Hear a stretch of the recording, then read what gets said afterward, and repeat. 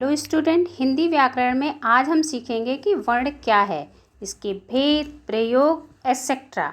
हिंदी देवनागरी लिपि में लिखी जाती है। अब लिपि क्या है, भाषा क्या है, ये हम आपको अपने पिछले वीडियो में बता चुके हैं।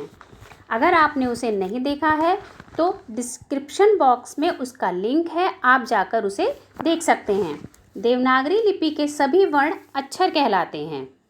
सभी वर्णों में एक स्वर अवश्य होता है। देवनागरी लिपि के व्यंजन चिन्हों में भी आ स्वर आता है, इसलिए देवनागरी लिपि को अक्षरी लिपि भी कहा जाता है। तो वर्ण की परिभाषा हम कुछ इस प्रकार से कह सकते हैं कि भाषा की वह सबसे छोटी इकाई जिसके और खंड ना किए जा सके वो वर्ण कहलाते हैं। इसे अक्षर भी कहते हैं। वर्णों के कितने प्रकार होते हैं? वर्णों के भी दो प्रकार होते हैं या वर्णों के भी दो भेद हैं, स्वर और व्यंजन। स्वर क्या है? स्वर वे वर्ण है जिसके उच्चारण में किसी अन्य वर्ण की सहायता नहीं लेनी पड़ती। ये अपने आप में पूर्ण होते हैं और इनको बोलने पर हवा बिना किसी रुकावट के मुंह से बाहर निकलती है। इनकी संख्या 11 होती है। आ ई उ री ए ओ और औ, ये सारी स्वर में आते हैं। स्वर के कितने भेद होते हैं? स्वर के भी दो भेद होते हैं, ह्रस्व स्वर और दीर्घ स्वर। ह्रस्व स्वर क्या है कि जिन स्वरों के उच्चारण में कम समय लगता है उन्हें ह्रस्व स्वर कहते हैं। इनकी संख्या 4 होती है। ह्रस्व स्वर को ही मूल स्वर भी कहते हैं।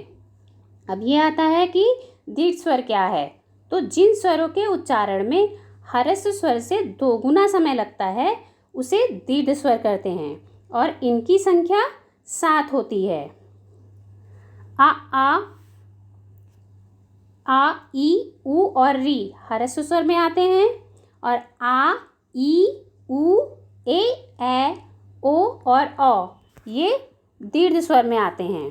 तो 4 संख्या ह्रस्व स्वर की और 7 संख्या दीर्घ स्वर की, तो टोटल मिला के 11 संख्या स्वरों की होती है।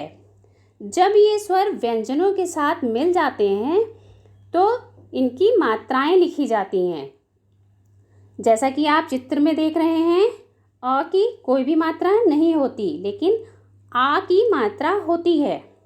माता, अनार आ की मात्रा से मिलके बनते हैं। इसी तरीके से ई में किला और ई में पीना, उ कुल और उ दूर।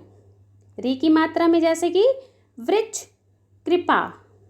ए की मात्रा में केला, ए की मात्रा में मेला, ओ की मात्रा में मोर और औ की मात्रा में कौन। ओ और औ, ये हम उच्चारण के द्वारा ही इन मात्राओं में अंतर समझ सकते हैं। आपने देखा फोटो में, अब आपको मात्राएं भी समझ में आ गई होंगी। फिर आता है व्यंजन क्या है।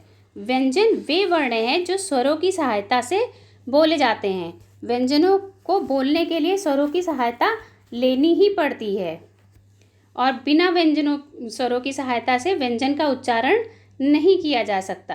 व्यंजनों की कुल संख्या 33 होती है और इनको भी अलग अलग वर्गों में रखा गया है, जैसे कि क वर्ग, च वर्ग, ट वर्ग, त वर्ग और पा वर्ग। और इनके बोलने का उच्चारण स्थान भी अलग अलग है। जब आप वर्णों को बोलते हैं तो आप देखते हैं कि बोलते समय आपकी टंग, आपकी जीवा कभी तालू को छूती है, कभी दांतों को छूती है, कभी ओष्ठों को छूती है।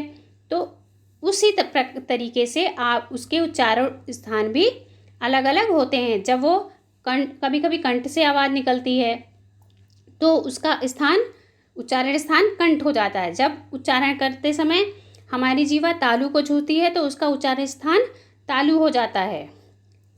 इसी प्रकार से जब हमारी जीवा शब्दों को उच्चारण में जिस स्थान को छूती है या जिस प्रकार से निकलती है तो उसका उच्चारण अलग अलग हो जाता है।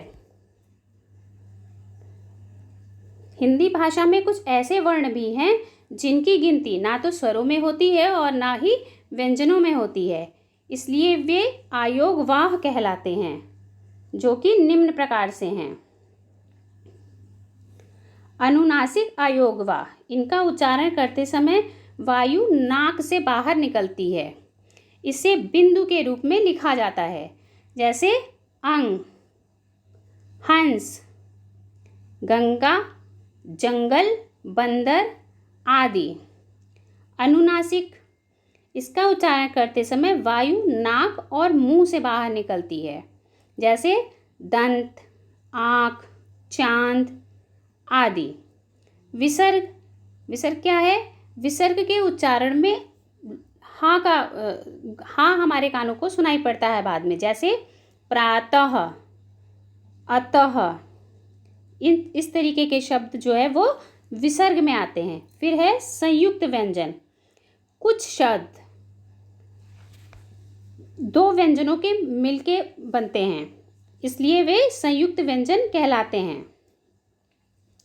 जैसे कि छ, ज्ञा, त्र, श्र। छ जो है वो का और श को मिला के बनता है। जब हम उसका उच्चारण करते हैं तो वो हमारे कानों को समझ में आता है कि वो किन किन व्यंजनों से मिलके बना है। जैसे छ के लिए जब आप बोलिए छ, तो क और श आप से मिलके वो बनता है। ज्ञ, ज और यहाँ से मिलके बना है। त्र, ता और रा को से मिलके बना है। श और रा से मिलके श्र बनता है, जैसे श्रमिक। तो आपको समझ में आ रहा है कि ये श और रा से मिलके बना है। ये दो व्यंजनों से मिलके बनता है, इसीलिए इसे संयुक्त व्यंजन कहते हैं। फिर है संयुक्त अक्षर। जब दो अलग अलग व्यंजनों से मिलकर एक नया शब्द निर्माण होता है तो उसे संयुक्त अक्षर कहते हैं। अब आपको ये समझने की ज़रूरत है कि संयुक्त व्यंजन और संयुक्त अक्षर में अंतर क्या है। संयुक्त व्यंजन में दो व्यंजनों से मिलकर एक व्यंजन बनता है, जबकि संयुक्त अक्षर में दो अलग अलग व्यंजनों से मिलकर एक नया शब्द बनता है, जैसे कि त और या मिलके त्या, त्याग।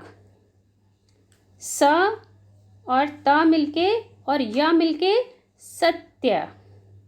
इसमें व्यंजनों के आधे रूप को प्रयोग में लाया जाता है। उसमें स्वर, व्यंजनों को बोलने में स्वर का सहयोग लेना पड़ता है। जैसे च में अ लगता है तो हम च बोलते हैं।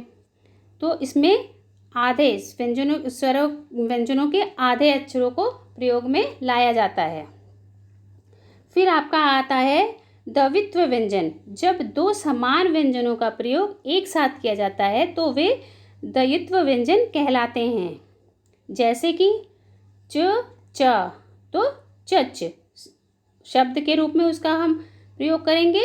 सच्चा, बच्चा। इसी तरीके से सज्जा, छज्जा।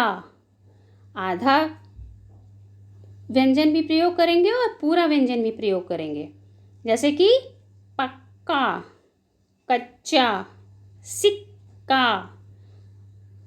तो आपने देखा कि वर्ण जो है वो कितने प्रकार के हैं और वर्णों का प्रयोग हम किस तरीके से करते हैं। आपको ये वीडियो ज़रूर समझ में आया होगा। धन्यवाद।